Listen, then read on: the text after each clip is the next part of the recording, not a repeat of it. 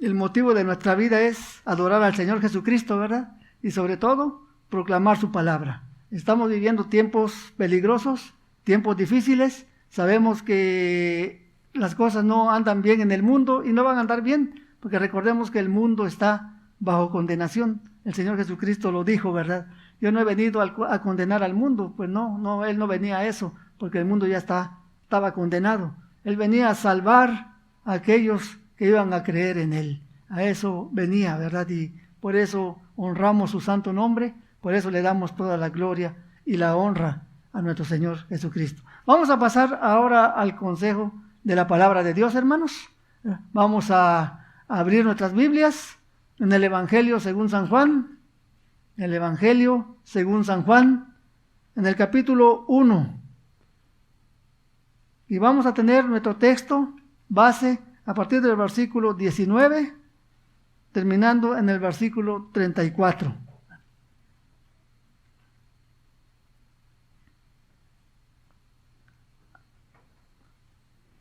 Le voy a dar un poquito de tiempo para que busquen en su Biblia el pasaje. Muy bien. A raíz de que el pecado entró al mundo, hermanos, sabemos que el hombre se volvió en enemigo de Dios, murió espiritualmente. La capacidad que Dios le había dado de poder tener comunión íntima con nuestro Dios, con Él, ¿verdad? Se perdió. El hombre se volvió enemigo de Dios. Y vemos, por ejemplo, en el libro de los Romanos, las declaraciones de Dios: por cuanto todos pecaron, quedamos todos como raza humana destituidos de la gloria de Dios. Entonces, la condición del ser humano fue, a partir de ese momento, una condición miserable, espiritualmente muerto, enemigo de Dios. Enemigo, en ciertos casos, quiere decir un enemigo abiertamente, y en otros casos, con mostrar desinterés hacia Dios. Eso también, en eso se demuestra la enemistad, ¿verdad? Eso es lo que como el hombre quedó, o como quedamos, como raza humana. El asunto es que no podíamos salir de esta situación, como hemos visto en otras ocasiones. Entonces Dios tiene que tomar la iniciativa. Él había elaborado un plan desde antes de la fundación del mundo, nos dice la Escritura, para redimir, para rescatar lo que se había perdido. Recordemos, como seres humanos, no podíamos nosotros elaborar ningún plan, ni tomar ninguna ruta para regresar a Dios. Pero lo contradictorio de la situación es que el hombre, a pesar de que murió espiritualmente, a pesar de que se volvió enemigo de Dios, el hombre quedó muy religioso. En su estado o naturaleza caída, el hombre se volvió muy religioso. ¿Y qué quiere decir esto de que se volvió muy religioso? Lo tenemos que entender muy bien para poder elaborar bien el mensaje, para poder comprender muy bien este mensaje. ¿Qué quiere decir? Que el hombre intentó, a partir de que cayó en pecado, elaborar él mismo, de acuerdo a su mente, pero es una mente corrompida, caída, elaborar él mismo su camino hacia Dios. Eso es lo que se conoce el día de hoy como las religiones. Recordemos que el cristianismo no encuadra dentro de una religión, porque no es el intento del hombre para encontrar a Dios, sino es el plan de Dios para redimir al hombre. Esa es la gran diferencia que hay entre el cristianismo verdadero y todo lo demás. Las diferentes religiones que existen en el mundo. Las diferentes religiones son producto del esfuerzo del ser humano, tratando de acercarse a Dios, pero esto no funciona. ¿Por qué? Porque el hombre, cuando se quiere acercar a Dios así, lo único que quiere es que Dios bendiga su vida pecaminosa, que Dios le ayude en su estado pecaminoso, que Dios le ayude a continuar viviendo en el pecado que tanto ama. Y así se ha elaborado diferentes tipos de dioses. A través de la historia hemos podido ver cómo el pueblo de Israel tuvo que batallar contra dioses como Baal, contra Acera, Astarot, Moloc, Quemos, Renfán, todos esos dioses que tenían los pueblos que vivían alrededor de Israel, pues todos eran producto de la mente del hombre, claro, controlado por Satanás, que trataban de buscar un camino hacia un Dios que le protegiera o que le bendijera en su vida pecaminosa. Y eso no ha cambiado el día de hoy. El día de hoy el hombre piensa que puede hacer algo que le atraiga el favor de Dios, Y así piensa en muchas cosas. Por ejemplo, si yo me voy de rodillas de aquí hasta cierto lugar, Dios me va a bendecir. Si yo dejo que mi pelo crezca y luego lo corto y se lo ofrendo a Dios, Dios se va a sentir agradado de eso. Y en todo lugar, en toda parte del mundo, hermanos, el hombre en su religiosidad va a tratar de hacerse un camino propio hacia Dios. Pero ese camino no le va a funcionar. Esos son los caminos que parecen derechos, pero están torcidos y su fin son caminos de muerte. Porque no hay ningún camino que el hombre en su estado caído pueda hacer que lo pueda llevar de regreso a Dios. Ninguno.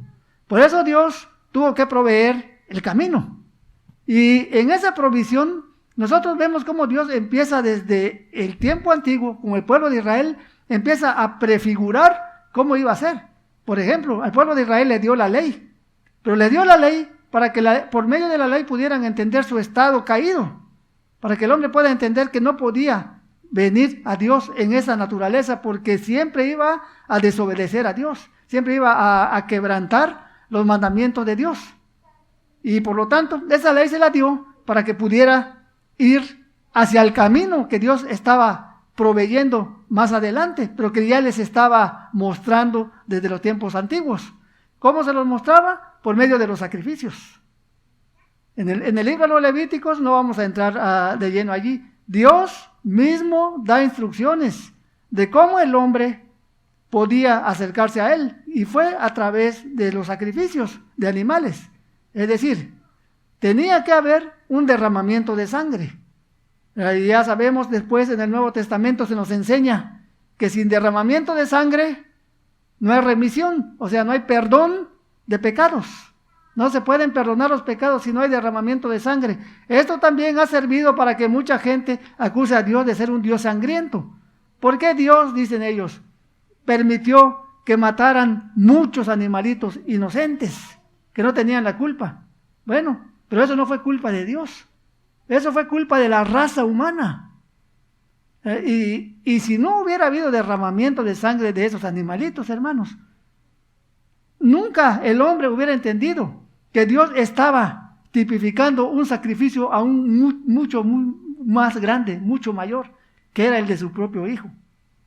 Entonces, cuando Dios estipula que el hombre se tenía que acercar a Él por medio del derramamiento de sangre inocente, era para que el hombre pudiera entender que cuando ese animalito iba a ser sacrificado, Dios había determinado que el hombre pusiera su mano sobre la cabeza del animal para en ese momento identificarse con él. Es decir, cuando el animalito moría en lugar de aquel que estaba presentando el sacrificio. Y esto era una forma de darle a entender al pueblo de Israel, y que de esta manera el pueblo de Israel pudiera enseñar a las naciones vecinas que se requería un sacrificio mayor para poder recibir el perdón de los pecados. Y así fueron sacrificados millones y millones de corderos. En algunos casos los más ricos sacrificaban toros, los más pobres sacrificaban palomas, era de acuerdo a lo que ellos querían traer. Pero lo que sí es que cada vez que se celebraba la Pascua, siempre se tenía que matar un cordero en la familia. Entonces, Dios desde el principio estipuló que tenía que haber derramamiento de sangre, hermanos. ¿Por qué? Porque en la sangre nuestra es donde pasa el pecado.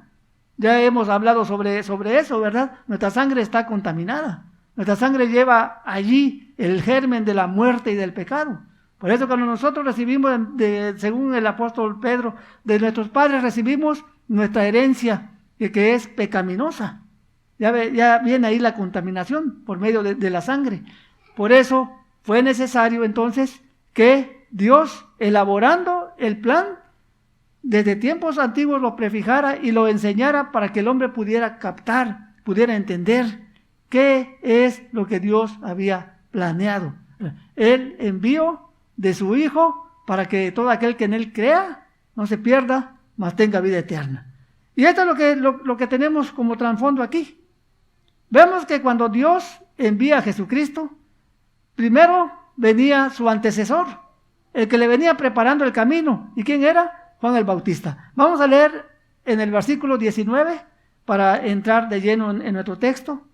Dice así: este es el testimonio de Juan, cuando los judíos enviaron de Jerusalén sacerdotes y levitas para que le preguntasen: ¿tú quién eres?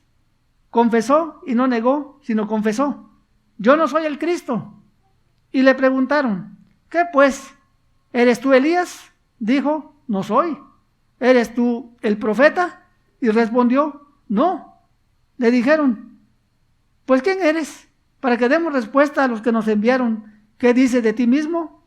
Dijo: yo soy una voz que clama en el desierto, enderezad el camino del Señor, como dijo el profeta Isaías.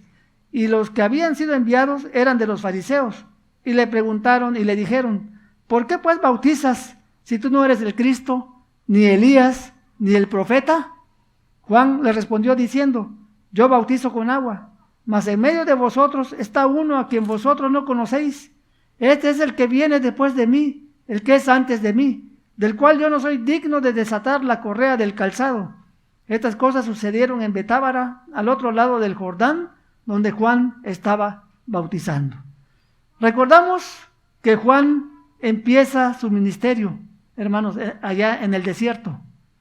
Y él toma un pasaje del libro de Isaías para contestarle a esta delegación que había sido enviada del Sanedrín, para ver qué es lo que está pasando allá. ¿Qué es lo que este hombre, o qué movimiento trae este hombre? ¿Por qué él está bautizando? ¿Qué es lo que está ocurriendo? Él será el precursor del Mesías. Si es el precursor del Mesías, ellos tenían por entendido en las Escrituras, sobre todo en el libro de Malaquías, que antes que viniera el Señor iba a enviar al profeta Elías. Y más atrás, en el libro de Deuteronomio, se había escrito que se iba a enviar también a alguien para que cuando viniera el Señor, pues se fuera su antecesor. Así que estos hombres llegan con Juan el Bautista y le preguntan: bueno, ¿qué es lo que estás haciendo tú? ¿Por qué estás bautizando? Y ciertamente, ¿por qué bautizaba Juan? Recuerde que Juan bautizaba en el Jordán. El bautismo en agua era solamente se le conoce como un tipo, un antitipo, ¿verdad? Del tipo del antitipo. ¿Qué quiere decir? El bautismo en agua solamente es algo que representa lo que el Señor Jesucristo iba a venir a hacer. O sea, no era la obra, sino solamente era la prefiguración de la obra. El bautismo en el agua que estaba haciendo Juan representaba al bautismo en el Espíritu Santo que el Señor Jesucristo iba a venir a hacer. Esto es bien importante que quede entendido, hermanos, porque esa obra del bautismo en el Espíritu Santo que viene cuando creemos en Cristo es la que nos limpia, es la que nos da una nueva naturaleza, es la que nos da la capacidad de poder acercarnos a Dios conforme al camino que Dios proveyó, conforme al camino que Dios trazó y no conforme a los caminos que los hombres en sus diversas religiones han intentado elaborar. Recuérdelo, como raza humana estábamos destituidos de la gloria de Dios. Todo lo que quisiéramos hacer para acercarnos a Dios realmente era desagradable a los ojos de Dios. La única manera agradable es la que Dios diseñó, que fue por medio de nuestro Señor Jesucristo. Entonces, cuando viene esta delegación y le preguntan a Juan: ¿eres tú el Cristo? No, yo no soy el Cristo. Pues si tú no eres el Cristo, eres el que le está preparando el camino. ¿Eres tú Elías? ¿Aquel Elías que habla el profeta Malaquías? No, yo no soy Elías. ¿Y entonces eres tú el profeta? Tampoco. Dinos quién eres entonces, para que respondamos a los que nos mandaron. Y entonces él toma el pasaje de Isaías para decir: yo soy la voz de uno que clama en el desierto. ¿Y qué es lo que clama en el desierto? Preparad el camino de vuestro Señor. Indirectamente o directamente Juan les estaba predicando a esa delegación. Le estaba diciendo: preparen sus corazones porque el Señor ya está próximo a aparecer. Prepárense porque el Señor viene atrás de mí. No solamente soy uno que va preparando el camino. ¿Y cómo lo voy preparando? Predicando. Y este bautismo que estoy haciendo aquí es para que todo aquel que en verdad cree en el Señor pueda ver la obra que Él va a venir a hacer. ¿Cuál es la obra que el Señor iba a venir a hacer? Llenarnos de su Espíritu, para darnos una vida nueva, para empezar a transformarnos, para empezar a guiarnos hacia la santidad. Esa era la obra que el Señor Jesucristo iba a venir a hacer. Y eso es lo que Juan tenía bien claro. Juan lo tenía bien entendido. Y los israelitas que de verdad creyeron en el Señor, entendieron lo que Juan estaba diciendo. Entendieron la obra que Juan estaba haciendo. Era el precursor de nuestro Señor Jesucristo. Pasemos ahora al versículo 29. Ya después de que Juan le da contestación a esta delegación que había sido enviada para preguntarle quién era Juan o qué era lo que Juan estaba haciendo allí, nos damos cuenta ahora lo que sigue ocurriendo. Dice, el siguiente día vio Juan a Jesús que venía a él y dijo, he aquí el Cordero de Dios que quita el pecado del mundo. Fíjese aquí lo que Juan está declarando. Lo que Juan está declarando aquí es algo que le vino por una revelación de parte de Dios. Y lo que le está diciendo es, he aquí el Cordero de Dios que quita el pecado del mundo. Todos los que escuchan o lo que escucharon lo que Juan dijo, entendieron esto por el sistema de sacrificios que tenía el pueblo de Israel. Entendieron que el cordero en el sistema sacrificial judío era un animal inocente. Tenía que ser un animal puro, un animal sin mancha, pero un animal que iba a tomar el lugar del que era culpable. El cordero no era culpable. El que era culpable era el hombre que ofrecía al cordero en sacrificio. Y recordemos, el acto de ponerle la mano en la cabeza al cordero significaba que ese hombre que ofrecía al cordero se identificaba con él en su muerte. Es decir, el cordero moría en el lugar de aquel que era el pecador. Ese era el sistema para que el hombre pudiera entender lo que Cristo iba a venir a hacer. Y cuando aparece el Señor Jesucristo, algunos aquí eruditos dicen que bien, en este momento el Señor venía de la tentación en el desierto.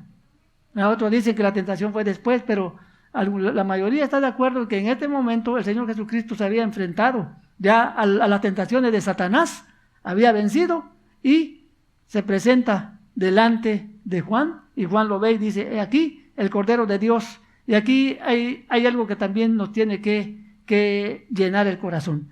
Cuando dice Juan aquí, el Cordero de Dios que quita el pecado del mundo, la frase viene de una frase en el idioma original que quiere decir que está quitando el pecado del mundo. He aquí el Cordero de Dios que está quitando el pecado del mundo. A veces tendemos a pensar que el Señor Jesucristo quitó o borró nuestros pecados con su sacrificio en la cruz del Calvario. Y es cierto, ahí es cuando Él derrama su sangre y paga por nuestros pecados. Pero para poder llegar a ese entendimiento, ¿cómo es que el Señor estaba quitando el pecado del mundo? Predicando lo que Él iba a hacer. Predicando el reino de Dios. Predicando la palabra de Dios.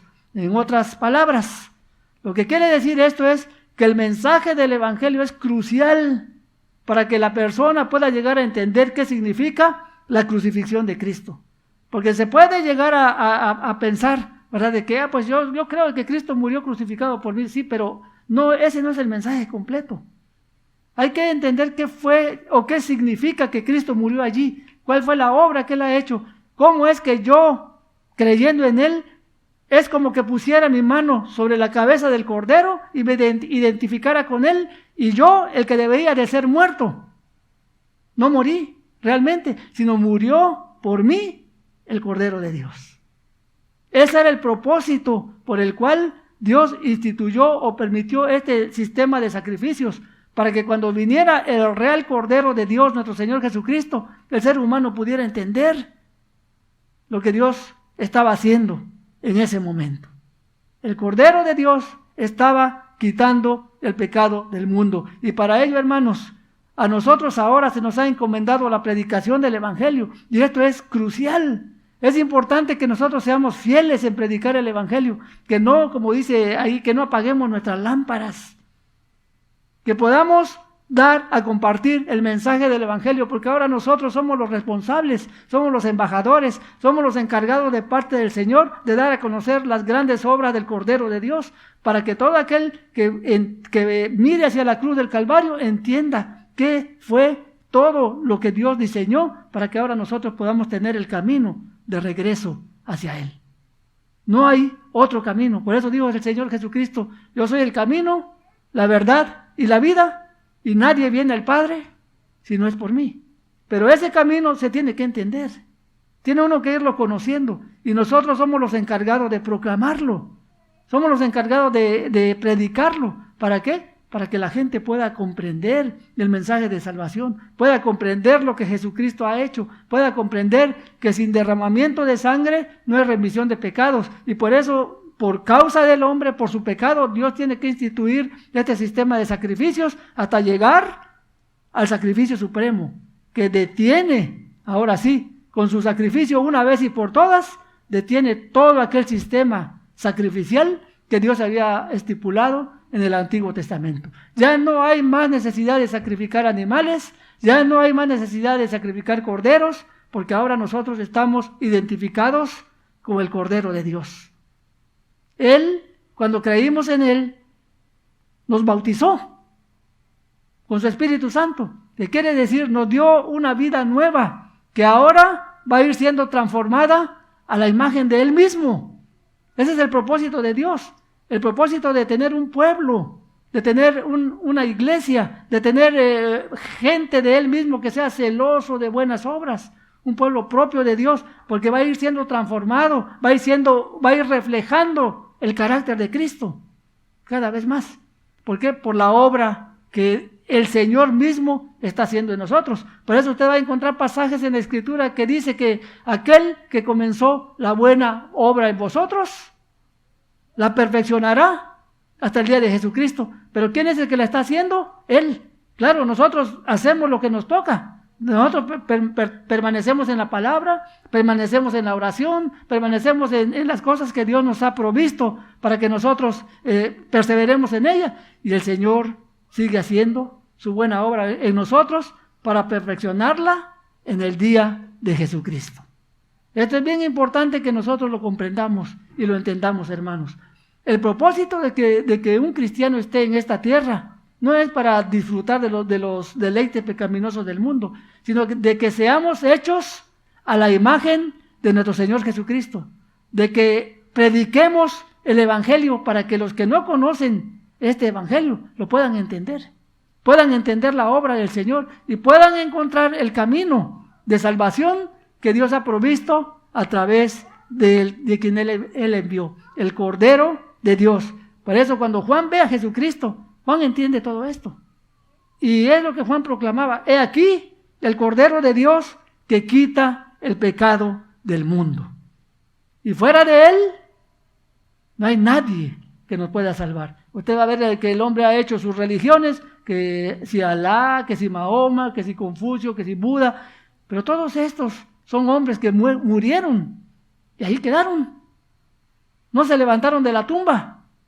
Contrario a nuestro Señor Jesucristo, que muere como Dios había planeado y al tercer día se levanta con gran poder, con gran gloria, para sentarse a la diestra de Dios, esperando el tiempo mediante el cual Él vendrá por cada uno de nosotros. Pero mientras Él viene, el propósito de nosotros es predicar su palabra, para que aquel que no conoce al Señor pueda llegar a conocerlo. Eso es lo que Juan estaba haciendo y es lo que estaba diciendo.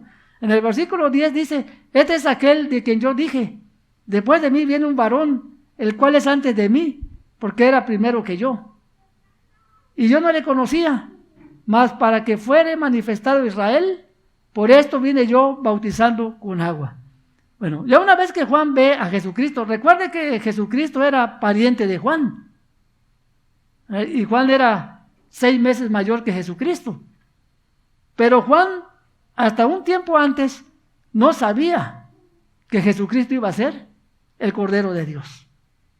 No lo sabía. Por eso él dice aquí: y yo no le conocía. O sea, no sabía que él iba a ser el Cordero de Dios que quita el pecado del mundo. Sí sabía que era mi pariente, pero yo no sabía que él iba a ser el escogido de Dios, el ungido de Dios, el Mesías de Dios.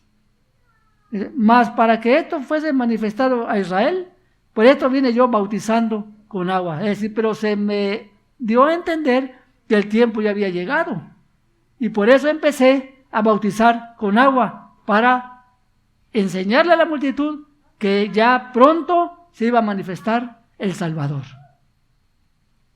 Versículo 32. También dio Juan testimonio diciendo: vi al Espíritu que descendía del cielo como paloma y permaneció sobre él. Aquí vemos también otra manera de manifestación sobrenatural que vio Juan sobre nuestro Señor Jesucristo. Es decir, Juan ve por medio de esta manifestación del Espíritu Santo como paloma, que desciende sobre el Señor y permaneció un tiempo sobre el Señor. Es decir, lo que Juan vio no fue algo que nada más descendió y desapareció, sino que lo vio un tiempo ahí sobre él. Y dice Juan, con esta es otra manifestación de que él es el Cordero de Dios, porque en el versículo 33 vuelve a repetir: y yo no le conocía. Se da cuenta que Juan hasta ese momento estaba ignorante de quién era el Cristo, hasta que Dios se lo revela por medio de estas manifestaciones. Cuando él se da cuenta de que el Espíritu desciende, y recordemos que después se oye la voz de Dios: este es mi Hijo amado, en quien tengo complacencia, a él oíd. Mediante esas manifestaciones Juan dice: yo no le conocía, mas ahora sé que él es el ungido de Dios. Dice: pero el que me envió a bautizar con agua, o sea, Dios envió a Juan en su tiempo preciso. El que me envió a bautizar con agua, aquel me dijo: sobre quien vea descender el Espíritu y que permanece sobre él, ese es el que bautiza con el Espíritu Santo. ¿Qué es lo que se le reveló a Juan? En el momento en que veas que el Espíritu desciende y permanece sobre él, ese es el ungido, ese es el Mesías. Y cuando Juan iba a bautizar a Cristo y lo bautiza, ¿qué es lo que ocurrió, hermanos? El Espíritu Santo desciende y se posa sobre Cristo. Y Juan ve: este es de quien me hablaba, el que me envió a bautizar. ¿Y quién lo había enviado a bautizar? Dios. Dios lo envió a bautizar. Siendo Juan así el que estaba preparando el camino del Rey, el camino de nuestro Salvador, el camino de quien venía para salvar a la humanidad, para todo aquel que quiera creer en él. Dios preparando el camino. Cuando Dios prepara el camino, hermanos, y cuando el hombre empieza a transitar ese camino por medio de Jesucristo, se empieza a generar una obra maravillosa. El apóstol Pablo lo dice en Efesios, no lo vamos a buscar ahorita, ¿verdad? En el capítulo 2, cuando dice que somos hechura de Dios. Dios nos va transformando, Dios nos va haciendo a la imagen del Señor Jesucristo. Es una obra que Él empezó en nosotros, que se va llevando a cabo al paso de los días, a través de las circunstancias, a través de las situaciones que vienen a la vida. Dios nos va a ir perfeccionando. A diferencia de las religiones no transforman a nadie. Las religiones no perfeccionan a nadie. Las religiones no van a hacer que el hombre se vaya acercando a Dios. Todo lo contrario. El hombre puede ser muy religioso, inclusive dentro de la religión cristiana, hermanos. Hay gente religiosa, gente que no ha encontrado el camino de Cristo para que Cristo lo vaya transformando. Y la Biblia nos enseña cómo es una gente religiosa. Eso es de hecho, una gente religiosa siempre va a demostrar lo contrario a la obra del Espíritu de Dios. Porque recuerde, el camino que Dios trazó es que el Señor, al nosotros venir a la salvación, nos iba a bautizar con el Espíritu Santo. Es decir, en el momento en que usted cree, usted es sumergido, vamos a llamarlo así, es lleno del Espíritu Santo. Y empieza a estar preparado para ir en santificación, para ser hecho a la imagen de Cristo. Nosotros no creemos en ese doble bautismo del Espíritu Santo, ¿verdad? Que el bautismo viene cuando creemos, pero luego necesita el bautismo. No. Desde el momento en que usted cree en Cristo, en ese momento el Espíritu Santo lo bautiza, lo llena y lo capacita para que usted empiece a caminar el camino de la santificación. Se inicia la buena obra que va a ser perfeccionada en el día de Jesucristo. Es decir, cuando Jesucristo aparezca, entonces de nosotros se va a quitar todo rastro de pecado, todo rasgo de pecado, y vamos a ser semejantes a Cristo, le vamos a ver como Él es. Eso es lo que la Biblia nos enseña. Pero el que vive conforme a una religión, que quiere agradar a Dios con sus obras para que Dios lo bendiga en su pecaminosidad, ese no puede ser transformado. De hecho, todo lo contrario. Vamos a buscar en nuestras Biblias cómo es una persona que no está viviendo la vida cristiana realmente, sino está viviendo una religiosidad, porque la Biblia misma nos da testimonio de ello, hermanos. Y vamos a abrir nuestras Biblias en 1 de Timoteo.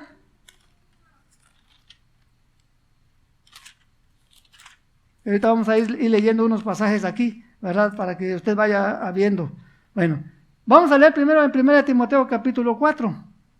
Y aquí se va a dar cuenta de lo que significa la religiosidad. Y cómo los demonios, los espíritus inmundos, están muy al tanto de las religiones, para que el hombre sea religioso y realmente no encuentre el camino de la salvación, sino encuentre una religión nada más. En 1 Timoteo 4 dice así: pero el Espíritu dice claramente que en los postreros tiempos algunos apostatarán de la fe, escuchando a espíritus engañadores y a doctrinas de demonios, por la hipocresía de mentirosos que, teniendo cauterizada la conciencia, prohibirán casarse y mandarán abstenerse de alimentos que Dios creó para que con acción de gracias participasen de ellos los creyentes y los que han conocido la verdad. Porque todo lo que Dios creó es bueno y nada es de desecharse si se toma con acción de gracias. Porque por la palabra de Dios y por la oración es santificado. Aquí se nos habla de dos rasgos de una religiosidad. Mentirosos, dice ahí, que teniendo cauterizada la conciencia, prohibirán casarse, cuando Dios es el que instituyó el matrimonio. ¿Y por qué lo instituyó? Porque el matrimonio es necesario para el hombre, claro, excepto para aquellos a los que les es dado no casarse, según nos dice también la Escritura. Pero normalmente el hombre necesita casarse, al igual que la mujer. Pero hay mentirosos que dicen que para que el hombre se acerque más a Dios, necesita mantenerse sin casarse. Esa es una mentira, es una religiosidad. Y también sobre los alimentos: si tú no comes ciertas cosas, agradas a Dios. Y si tú comes estas cosas, desagradas a Dios, o viceversa. Entonces vemos ahí ya rasgos de religiosidad. Y aquí luego nos aclara Pablo: porque todo lo que Dios creó es bueno, si se toma con acción de gracias. Le da gracias a Dios uno por lo que Dios va proveyendo. Y otro pasaje en donde también Pablo habla a Timoteo de la religiosidad y de lo que provoca en el ser humano, está en 2 de Timoteo capítulo 3. Aquí vamos a ver la diferencia, hermano. La Biblia es perfecta. La Biblia nos habla perfectamente sobre cómo se nota o cómo se ve la obra de Dios en el ser humano, pero también se nota cómo se ve el efecto de la religiosidad en el ser humano. La Biblia nos muestra todo, hermanos. Nomás tenemos que escudriñarla, meternos a ella.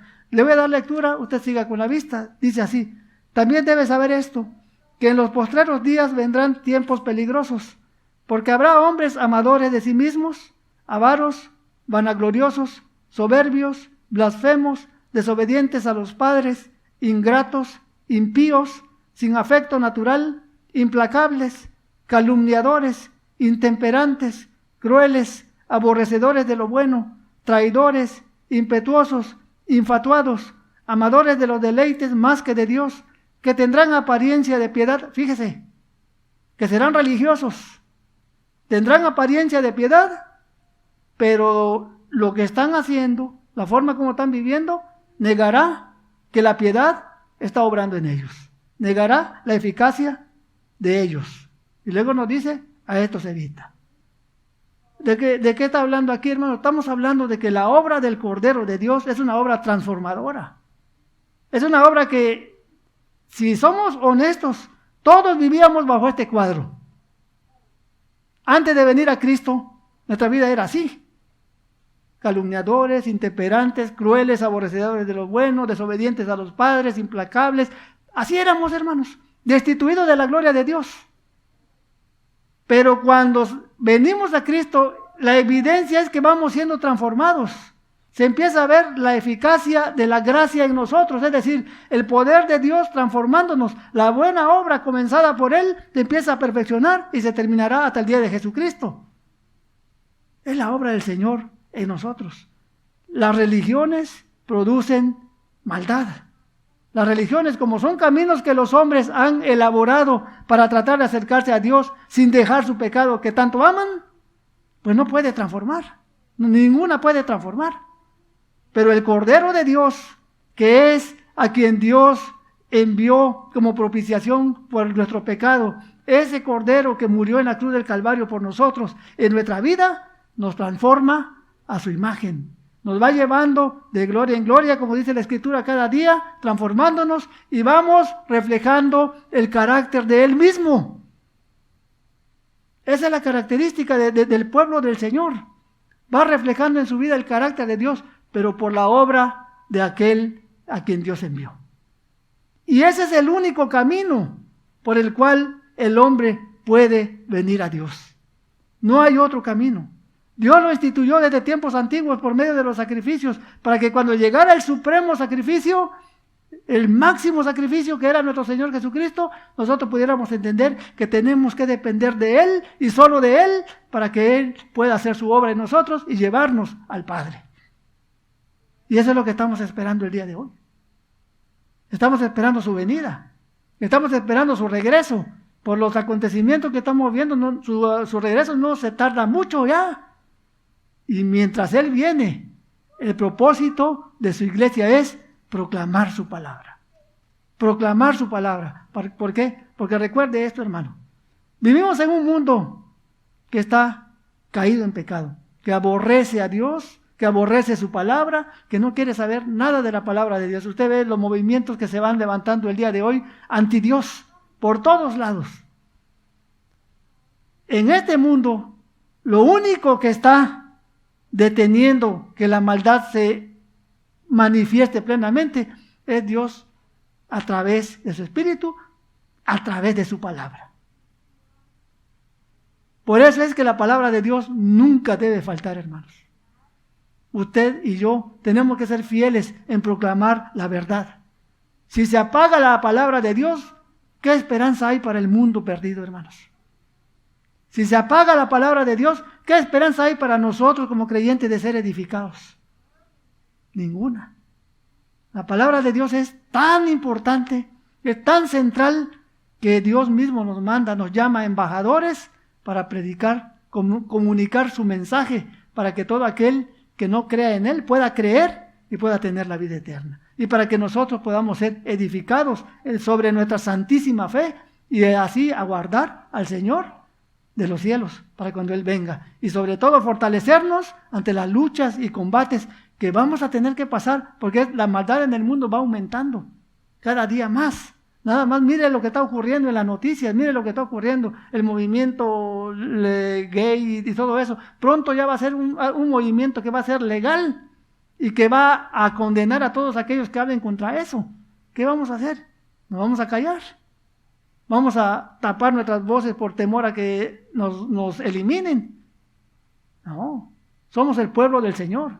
Y en este caso, nuestra vida ni siquiera es tan importante como el mensaje del Señor, para que la gente pueda entender quién es Jesucristo. Recuérdelo, por eso dijo el Señor Jesucristo: el que pierda su vida por mi causa, la hallará. En ese contexto es, para que nosotros podamos entender que solamente gracias al Cordero de Dios, nuestro pecado ha sido quitado. Gracias al Cordero de Dios, ahora tenemos el perdón de nuestros pecados. Y gracias a Él, ahora podemos llegar ante el Padre. Por lo tanto, hermanos, vivamos para adorarle, vivamos para servirle, seámosle fieles, hablando su palabra, predicando el mensaje, para que aquel que lo oiga, entienda el mensaje, se convierta a Cristo, pueda tener la vida eterna. Para terminar, si alguien de los que está escuchando todavía no tiene a Cristo en su corazón, hoy es el momento de decirle: Señor, ven a mi vida.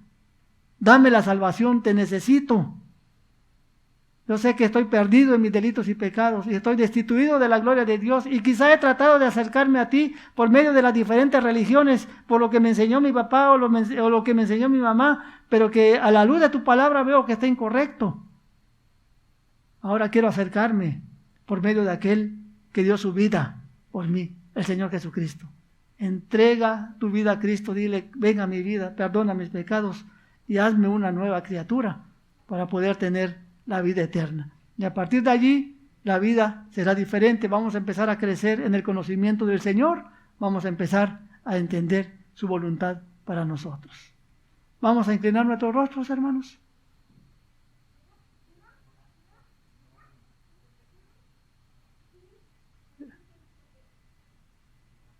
Vamos a tener la última oración y vamos a orar también por una petición por Norma, que se encuentra en el hospital entubada, ¿verdad? Vamos a orar. Bendito Padre Celestial, te damos gracias una vez más, Señor, por tu palabra que tanto bien nos hace. Gracias por el Cordero de Dios, nuestro Señor Jesucristo, quien vino a este mundo para sufrir esa muerte, para sufrir los desprecios de una humanidad caída en pecado, pero sobre todo para rescatar a un pueblo que sea propio de Él, celoso de buenas obras, un pueblo que esté dispuesto a amarle, que esté dispuesto a proclamar su mensaje a pesar de las diversas circunstancias que tenga que atravesar. Pero, Señor, eso es solamente gracias a la obra de Jesucristo, nuestro Señor y Salvador. ¿Cómo no amarle? ¿Cómo no agradecerle? ¿Cómo no vivir para predicar su palabra si Él ha hecho todo por nosotros y lo sigue haciendo y lo seguirá haciendo hasta el momento en el cual nos encontremos cara a cara para adorarle, ahora sí, Señor, cara a cara? Por eso venimos a darle toda la honra y toda la gloria. También queremos pedir por Norma, Señor, que se encuentra en estos momentos muy delicada en el hospital, ya entubada, Señor. Yo te pido que tú hagas tu obra en ella. Yo te pido, Padre eterno, que tú te manifiestes y que pueda, Señor, ella agarrarse de tu mano poderosa para ver, Señor, tu obra haciéndose en ella. Sé con sus familiares también, Señor, darles de tu gracia y de tu voluntad que ella pueda sanar, Señor, y salir de esta situación en la que está. La ponemos en tus manos porque solo tú tienes este poder para hacerlo, Señor. Y también te doy gracias por cada uno de mis hermanos que hemos estado presentes, por los que no han podido venir, también te damos gracias, Señor, y toca nuestras vidas, que podamos proclamar tu palabra de manera, Padre, que podamos agradarte y sobre todo aguardar así de los cielos a nuestro Señor Jesucristo. En su nombre te estamos pidiendo todas estas cosas. Amén. Dios nos bendiga a todos, hermanos, y Dios mediante el próximo domingo nos vamos a volver a conectar.